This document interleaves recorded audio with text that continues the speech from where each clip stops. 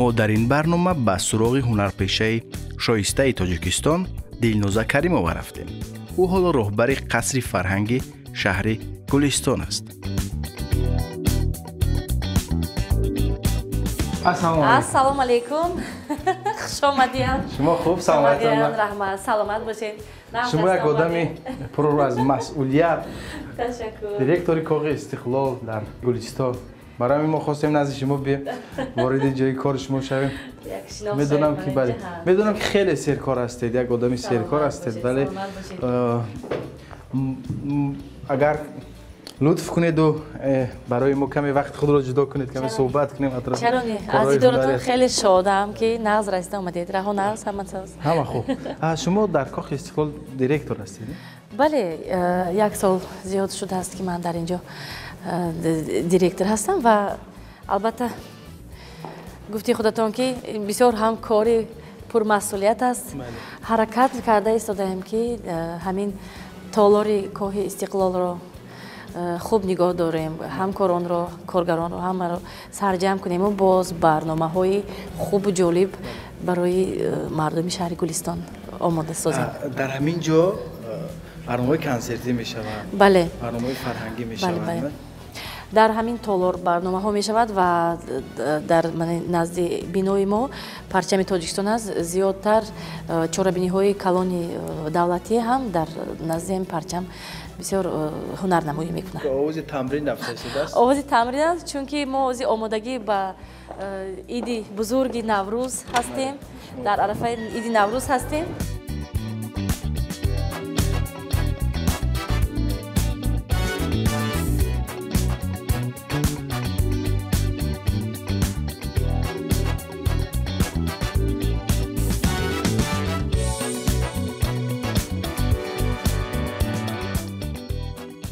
خب ما خلال نمیرسونیم بگذاریم که اینا کارشون رو کنن.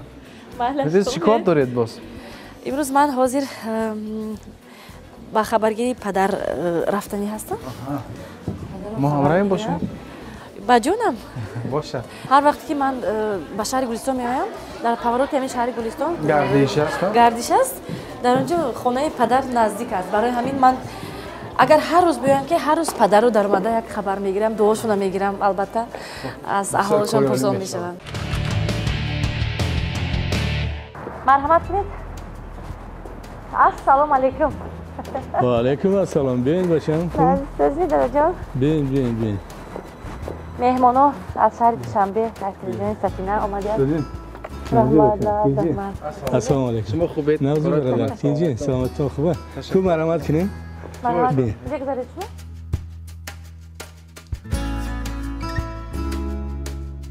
در خوردیشان چه خیلی بودن؟ دلنازه جان؟ بله. خولیگرم بودن؟ حاضر همه چه خیلی هستن کو همینطوری هم مایدک شدم خیلی. تغییر نیفت. اگه طرفی چیزیش تغییر یافتگی البته طرفی مسئولیت و اینمی دانش و ملکه و دیگر تجربه روزگار و دیگر البته آدم تغییر یافت ولی خصلت تغییر نیفت. نه اگه خصلتشون نمود مایدکیش هم خیلی شیطونچه خندان رو بود. حاضر هم خیلی فقط داشت خنده دیگه یکم کسی آرزو نمی‌کرد دیگه سرودخوانی شد وقتی باغچه کودکانه میرفت نمیدونم 2 ساله بود 2.5 ساله بود اونچه بعد یک تا چتلی نمیگفتیم وایشون بود воспитательшон بود معلمشون بود بعد مرا گفت که вы знаете что ваша девочка поет гуфт мы гуфтим нет не знаем вы дома один раз проверьте ее, как она красиво поет. Оли 2 ساله بیاد 2 ساله. ما نمیدونستیم. مادرش حافظه، ما کارگر صنعت. ما نمیدونستیم که فرزند ما حافظه شده در 2.5 سالگیش. بعد خونه دوم اومدیم بعد راست دیگه میکروفون تشکیل میکردیم، استایکا تشکیل میکردیم، برندگی میکردیم، کودکان میبرن زندینجان سینتزاتور وای میکرد من وقتی ای بعد همونجا حافظی شد چی کردیم؟ یعنی صحنه اولینش خونه بود؟ صحنه اولینش بیا کی خونه بود ده که همون طرز میکروفون قپی و طرزی باشه همش مادرش یاد داده طلب خوجا ستاره ایمینا برای دلنوزه یک سرود نویسندگی بود او چند صنف یک میخوندیم یا صنف دو بودیم؟ سه بودم اصلا. دو یا سه بودم. دختره که دایره دست گفته یک تا سرود. همون سرود حاضر در همون مکتبی به نام میراتلا عطایفان. میراتلا عطایفان. علاقه همون سرود ماند در فوند مکتب. در هر یک چهاربینی و خور میخواند. اگر مثلا خدمتتون به دوشنبه رسید به اون مکتب میروید چون یکی بتونه خاطره‌های کودکی بیدار میشه. البته به مکتب میروم. معلمم رو میکوبم، خبر میگیرم، همسیفارش رو میبینم. در کدام محله دوشنبه بودید؟ ما محله 65 دا بودیم. بعضی همسایه‌مون تلفن میکنن. علاقه ما کلام سگی اولادو. بعد از این مثلا سیتوره شدید و مشهور شدید. بله البته. ایدو کردنش برای اونها آسان‌تر است. چون شما دیدید که در وجود دخترتون هنر هست. فرزند پسرتون نیست مثلا به صنعت و به هنر مایل دارن دستگیری کردید برای رشدشون. البته اگه چیزی خدا داد دستگیری کردن در کوراباد برای همین ما مکتب مخصوص موسیقی اینا را بردیم اونجا هر دوشون زندین یک سال پیش رفت این یک سال بعد رفت در اونجا اون مکتب دم همین خدر فقط فرزندای بالای خط میگیرن اونجا 6 تا 7 تا امتحان میسپارن از شنوایی و از صدا و از گوش کردن از تکرار کردن از ضرب همه چیز را میسنجن بعد قبول میکنن اگر یگان تعیین که اگر کاسی داشته و کمی داشته باشد قبول نمیکنن یکی همه طرز با خواندن نوشتن هم اونجا بود برای همین همه امتحانا رو اینا با علاقتی گذاشتگی ما یگان چیزی دیگه نیستیم امروز افتخار اکید نه همه پدر و مادر در میاسر میشود که چنین فرزند داشته باشد درسته برای همین البته ما از فرزندم هم خیلی افتخار میکنم که اینا افتخار ملت هستند ملت در دولت‌های خارجی معرفی کردن و چخیل ندار نمیشه چخیل باید افتخار نمیکنه چنین فرزندان سپاس به شما که میگن فرزندانی برومند سلامت باشین سلامت باشین تربیت کرده سلامت باشین اکید چند قدر ممکن ما تربیت کردیم چند قدر باید محیط تربیت کرد چند قدر مثال مکتبا استادا مثال اینجا یک شخصیت قطعی و یک پدر مادر قد نمیشه مادر زیاد است بله خیلی برای که وقتی بسیاری در خانه میگذره و در نزد پدر و مادر میگذره فرزندم از پدر و مادر عبرت میگیره در زندگی پدر و مادر اگر چه فرزند ای طرف خوبی نشون یا ای طرف با آدابی و ای طرف با معرفتی و با فرهنگی نشون داد فرزند هم خیلی کلام میشه سلامت باشین رحمت کلام سلامت باشین بهترین سلامت رحمت بچه جان ما یک مغازه کودکانه رویم برای نبیرت یکون چی خریم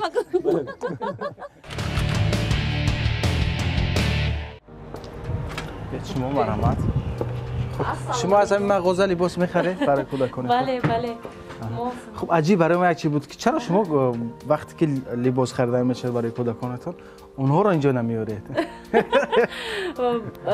مثلا نمیشود که اندازه‌شون کم و زیاد باشه اندازه‌اش رو میدونم فرزندای من کو بعد کارمندی مغازه البته در انتخاب کمک میرسونم خب شما ذوق آنها رو به نظر نمیگیرید ذوق آنها رو به نظر میدونم به نظر میگیرم و بعضی حالت‌ها میشود که خودشون انتخاب کنن از اینجا خودش رو بیارم اگر باز هم مشکل میشود چون که وای خوردیم چخیل در دیگر اویله‌ها وقتی که خوردیتون چی نام داره صلاح‌الدین کلونیم علی بیگ 10 ساله است 10 ساله است در دیگر اویله‌ها مثلا اکاش میپوشد بعد اکاش بعد دودرش میپوشد اویلی ما با خیلی چیز نیست چون که مایده که پسری خوردیم تقلید کار است اون چیزی که من با اکاش میخرم باید حتما همون چیز در همون حالت بر این خریداری کنم و حتی که تو لباس مکتبی هم هنوز هم 3 سال است علاقه لباس مکتبی دارد سری کلونی هم با ورزش مشغولیت چی ورزش ورزش فوتبال رو خیلی زیاد دوست می‌دارد و هم می آموزد ورزش رو در چی میگن کلوبی تاج بازی میکند حتی که با شهر تاشقند رفته مسابقه رفته اومدن برای تماشای فوتبال دوست می‌داره тамошоашро дӯст медорад ва ҳар як футболбозро бо ному насабу аҳли оилаву оиликаш медонад. چی انتخاب میکنه؟ گفتید یک لباس ورزشی. ورزشی یکتا 4 ساله با یکتا 10 ساله با کشاد، روشن، زرد، سرخ را دوست می‌دارد. این رنگ پسندش میشه؟ این رنگ هم البته تاریکچه است چون میزیبد. انا این رنگ بسیار هم زیبا میشود به فکر من. این رنگ. بله. اما که این با علیبک موافق است؟ موافق است بله. و حتما همین رنگ این باید پسری خوردیم این با فکرم کمتر مایده میشد ها؟ این مایده تر است البته. این نه مایده نیو همین размер ба размер нашавад. Ман ҳамеша кӯшиш мекунам ки чизи камтар калонтар гирам. Бале. Муҳлати пӯшиданашон зиёдтар шавад. Не, вай дуюм сол ба намерад. Вай муҳлаташ зиёд намешавад. Лекин худро озод ҳис кунад. Яъне бояд либос ҳамеша он гунае дар бадани инсон бошад ки инсон худро озод роҳат ҳис кунад. Албатта ана инаш хуб мешад. Ман албатта ин ҳар дуяшро либосҳои варзишӣ бо яктои кросовки. бояд пойафзолашу ба ин мувофиқ шавад. Дар тарбияи фарзанд ман ҳамеша кӯшиш мекунам ки аввал фикри фарзандамро гирам. Либосҳои варзишиаш то ҳамин чӣ мегӯяд бо тамоми нозукиёш бо тамоми ҳамин фарҳанги футболбозиаш ман таъмин мекунам чунки дастгирӣ мекунам. бигзор ки калонтар шавад мумкин фикраш дигар мешавад аммо ҳамин рӯз ман бояд ки ба интихоби албатта майдачам бошад барабанд навозаш дар хона на каструлям мемонаду ҳамаашро харидам аллакай дута сеташро аллакай шикастагӣ боз мехарам доира тавлак ҳама чӣ вай дорад. ҳамсоя ба дод наомада? Не медонад садои барабанд. бале мана инҷо ино аллакай ба мо набинед. خب همین انتخاب شد البته. بله این بسیار هم زیبا. شما برای طرز حیاتی سالم و ورزش مشغول شدنی پسرانتون خودتون مساعده بکنید. البته. اونها مثلا همیشه ورزشی باشه سلامت باشه. سلامت باشد. آدم که با ورزش مشغول شد اون خونگردی چی میگه بدنش خوب میشد و هم فکرانیش هم علاقه سالم میشد. خب علاقه خریداری میکنید خریداری میکنیم فقط یک آرزویم موند که از همین طرفی لباسی دخترچه هایم خریداری کنم. دخترچه؟ بله. نقشه هست؟ نقشه هست آرزوی کلانم هست خدا رساند آمده خریداری میکنیم. بهترین میشود.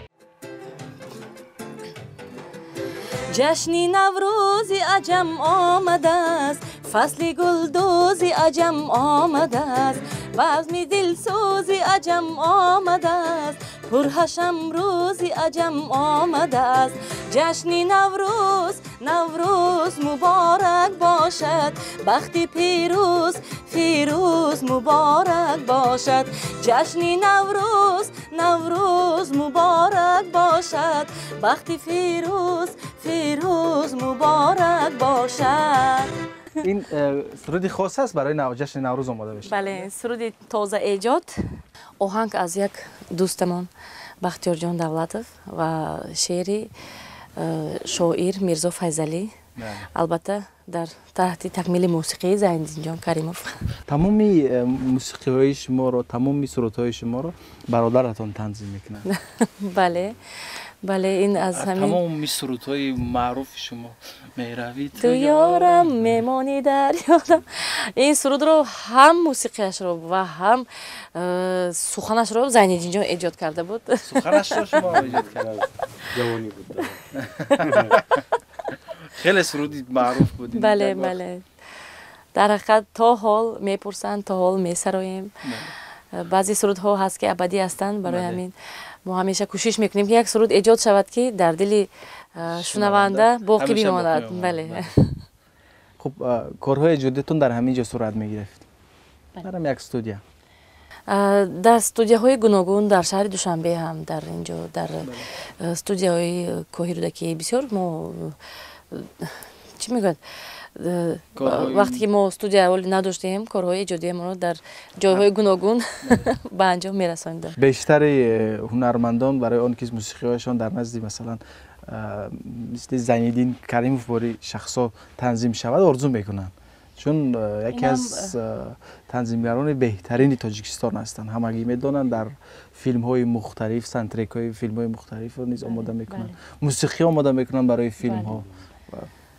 اعضای بسته‌کاران تاجیکستان هم می باشد البته و در آزمون های گوناگون هم مثل کمپوزیتور بسته‌کار اشتراک کرده است. البته ما خیلی در بالا گفته بودیم که خیلی پدر و مادر که در یک عائله دو فرزند آفریدن که یکی فکر میکنم عائله فرهنگی که بوده اینجا که با موسیقی سر و کار داشتن همین چه تاثیر گذاشت؟ در کودکیشان چگونه بودن دلنوزا؟ هر دومون جورا بودیم. تا حاضر دوست هستیم ده. مثل دوست هم. بعد فرقیتی سین سال هم خیلی بسیار فرق نداره. نزدیک است. نزدیک است، برای همین نمیدونم برای این صنعت بایم کالج و مکتب هم یک جا بودید همیشه؟ یک جا بودیم همیشه. در ایجادیات هم یک جا ایجاد میکنه، بسیار آهنگوش خودش ایجاد میکند و کرکتیروفکش مثلا کپلت و پریپیو با ایده خودش عملی میگردونیم در استودیو. خب در فیلم ها نیز همکاری دارید، با سینما نیز همکاری دارید هر دویتون؟ همچون کمپوزیتور با سوق سینما همکاری داشتیم. البته در یک چند فیلم هایش زندین جان همچون کمپوزیتور تمامی موسیقی فیلم را ساخته است. سرودهای مثلا ساوندترک فیلم 12 سال انتظاری خیلی زیبا بود.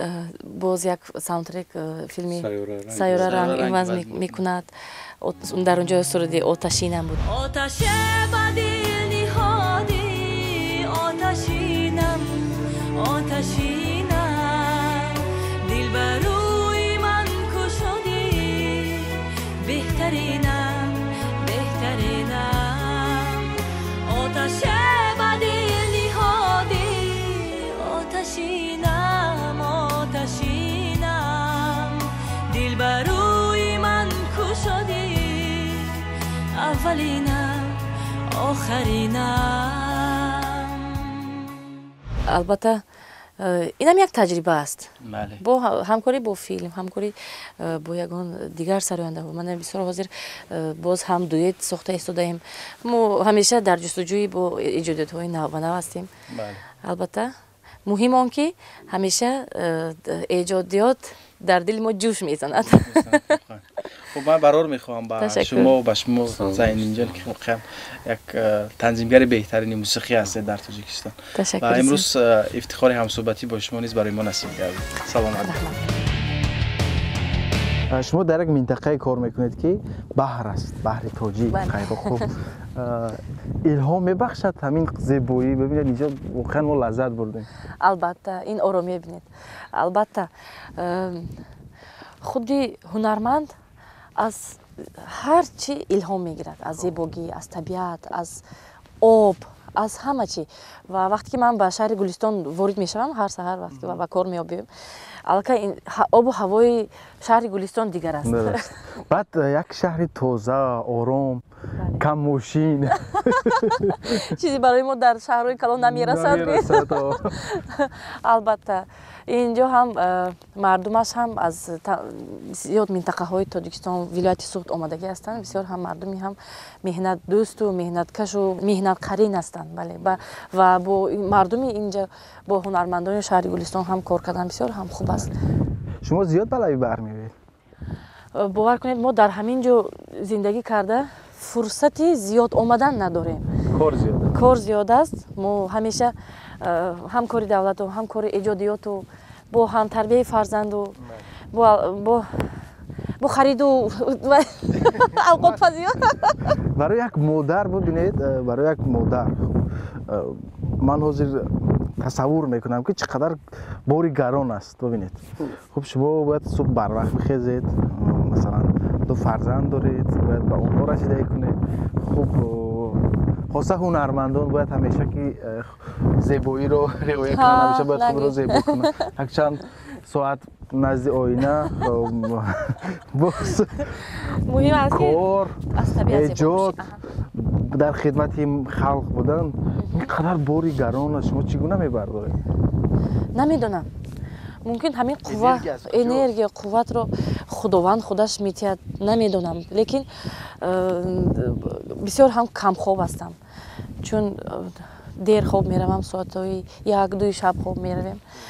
саҳар субҳ барвақт соатҳои 5-6 аллакай бедор мешавем ва рӯзи дароз рӯзи мо бо ҳамин як такупо аст, тавутоз аст, такупо аст, бале.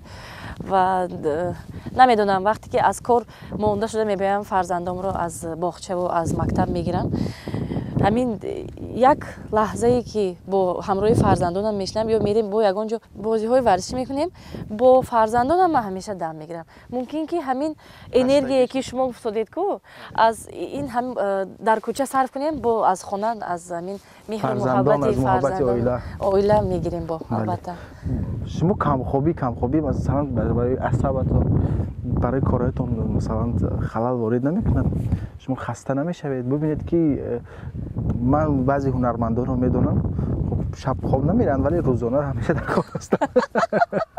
албатта ин медонед чӣ хел камхобӣ кор дар 6 моҳ як бор истироҳат. барои худам мегӯна як албатта барнома доред? албатта дар 6 моҳ як бор 10 рӯз ман дар ягон чи дам мегирам, истироҳат мекунам. имрӯз бинед ҳавоям бисёр ором аст, чун ҳамеша дар шамоли сахт мешавад. албатта шамоли сахт мешуд, мо дар инҷо истода наметавонистем. хоб хеле ҷои зебо аст инҷо. ҳамун илҳоматон намеояд ин қадар зебоиро бибинед? шумо хиёлатон ки ман суруд хонам, ҳамага ба ҳамин мебиёд. як суруди тоза эҷоди мо ки дар ҳамин соли 2024 эҷод шуд. наметонам ки нашнавам суруди ишқи туро, наметонам напазирам дуруди ишқи туро. ману ту ошиқи парвозем, ману ту мисраи пурнозем, ду ошиқ ду нафар ҳамрозем, ҳамеша хушсадо мехонем. лай лай лай лай лай лай лай. шумо дар душанбе ба дунё омадед? бале, ман дар шаҳри душанбе дар оилаи зиёиён ба дунё омадам ва қиссаи ба ҳам омадани падару модаратон ҷолиб аст.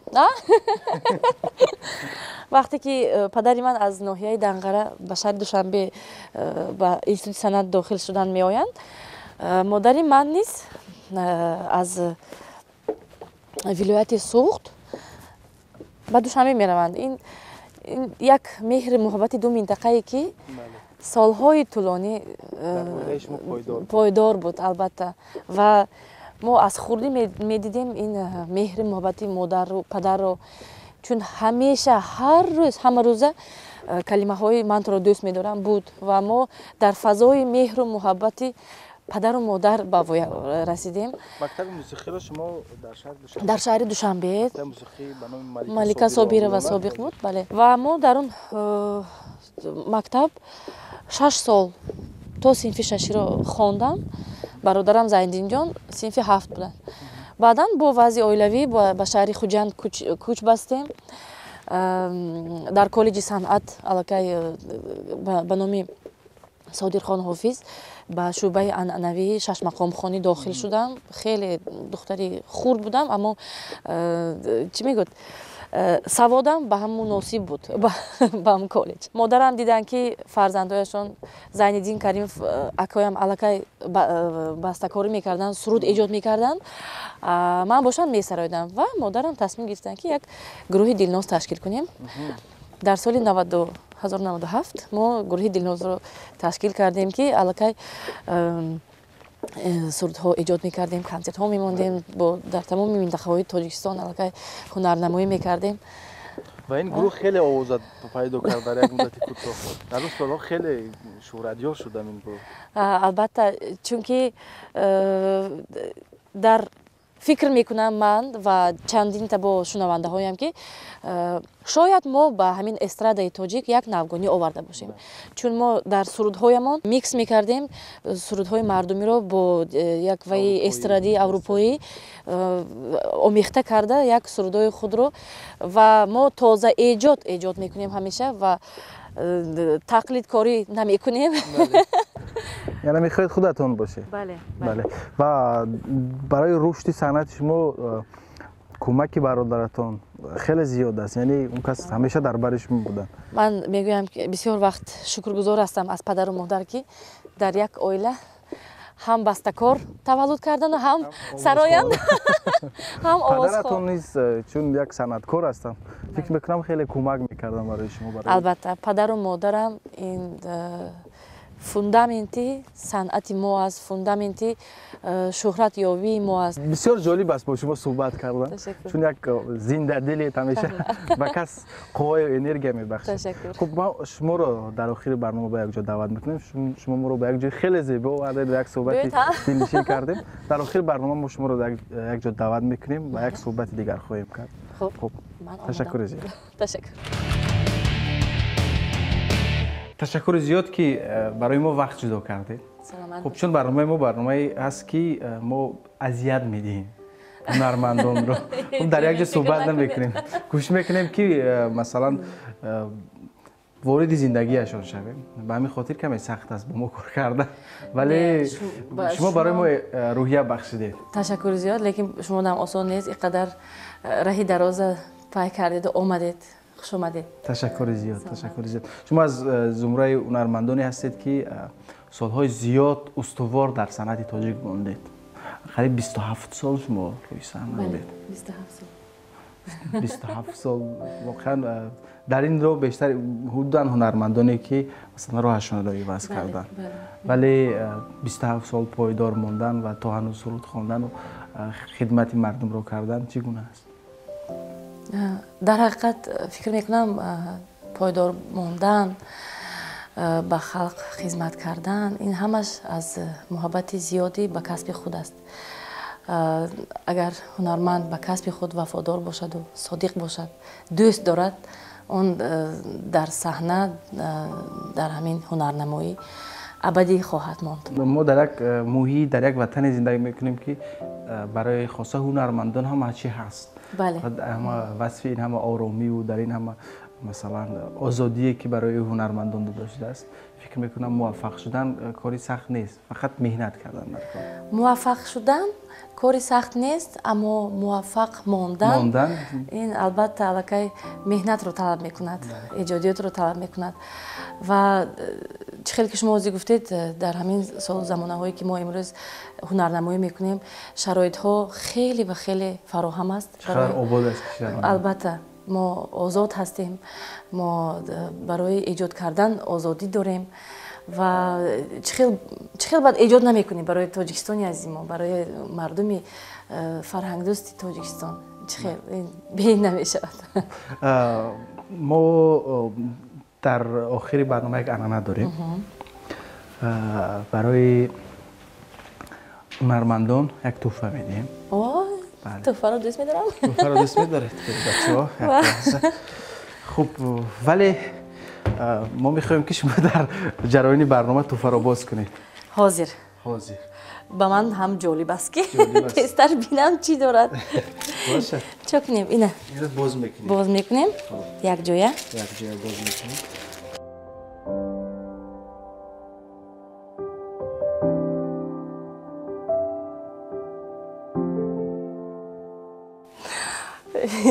ناگهانی بود برای من. خدا تشکر زیاد. عنوانی بلند برای شما مبارک باشد. شما واقعا هم یک هنرمندی هستید که امروز دل مردم را شاد میکنید و عنوان هنرمند شایسته تاجیکستان رو از دست پیشوای معظم ملت گرفتید. من سربلندم، سرفرازم. تشکر. از این عکس نداشتید؟ من میدونم. ندارم. اکنون داره. وای بهترین توفه. تشکر زیادی.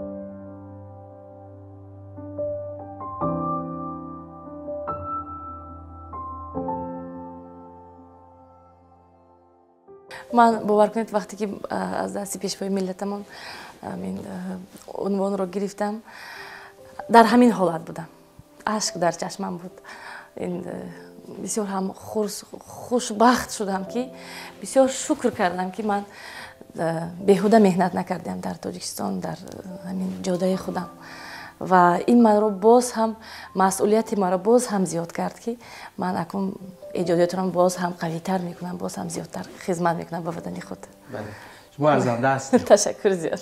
خیلی تشکر زیاد که برای ما وقت جدا کردیم. جالب بود با شما بودن صحبت کردن. خیلی افتخاری هم صحبتی رو با شما داشتم. شما حیران کردید. باور کنید. تشکر زیاد. میخواستم یک 4 مصرع سرود در وصف وطنی عزیزم بخونم. گرد بودم گردی دامانی وطن، آب خوردم آبی بارانی وطن، نوش کردم هرچی نوشم داده بود، نیست چیدم از تن و جانی وطن. سلام باشید. تشکر زیاد. با کارهای ایجادی شما، با زندگی شما، عموما با تمام فعالیت شما موفقیت می‌خواهیم. باور داریم که باز هم بیشتر و زیادتر دل مردم رو با ترانه‌های نو برای خود شاد می‌کنید. البته. سلامت باشید. خوش آمدید. رحمت.